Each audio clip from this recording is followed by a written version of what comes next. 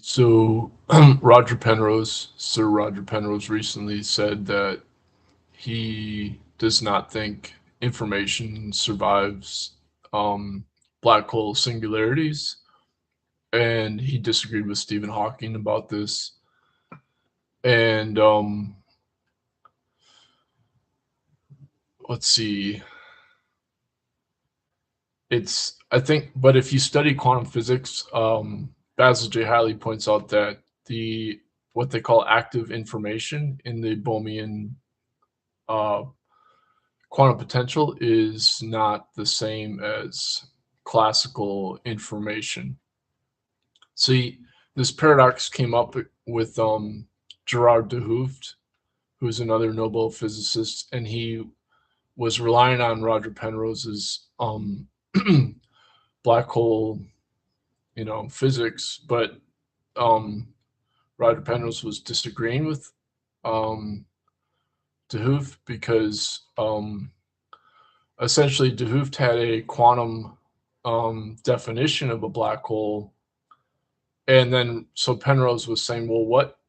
I don't understand what um, mass is going into the black hole because you need mass to create the black hole from matter. So, in other words, matter has to be defined as mass." And so you have a paradox in how black holes are actually defined, because um, Gerard Hooft is relying on momentum. Um, and so the information paradox is actually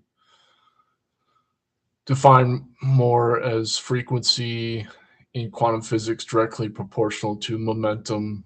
And so Gerard Hooft has a negative frequency that he calls the eternal black hole of the universe. And so then Penrose wanted to debate Gerard Hooft, and then this was on a live stream on YouTube, and the moderator just shut them down. So you would have had two Nobel physicists debating. But I agree with Gerard de Hooft and Basil J. Hiley that there's this active information. That was David Bohm's term, but Basil J. Hiley didn't like that term because, again, the word information implies like it's classically defined based on amplitude, or the energy is measured as amplitude. But this is also the information that the German physicist, what's his name? But he had the same. He created a Mozart superluminal Mozart signal, and everybody argued that that's not possible because he's relying on the group wave phase to define the signal.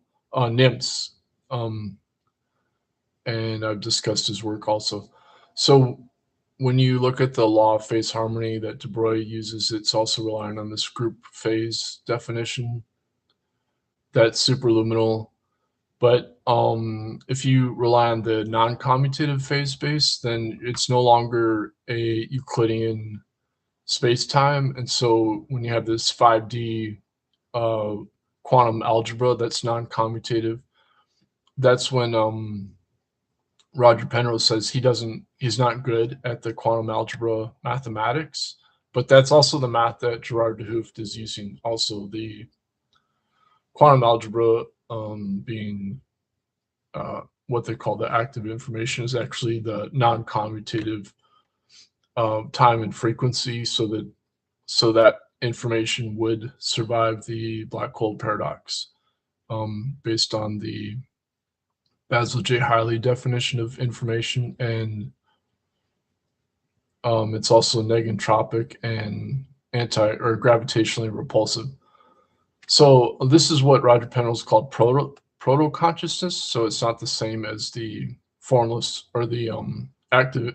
It's not the same as classical information for black holes. So I think Penrose is correct that the classical information gets destroyed, but if you look at this deeper definition of information based on like the spin um, being the magnetic moment that's also precognitive in the fifth dimension, As Penrose says, the acceleration of the future of the universe then creates the next black hole, and this would be going on. There's no sense of scale, and at this level of reality, it's all just time and frequency. So that's why Westerners have very cannot conceptualize it. You know, the what's called non-dualism in non-Western philosophy is actually this level of reality that's holographic, and there's no sense of scale. So it's inherently non-local and inherently entangled.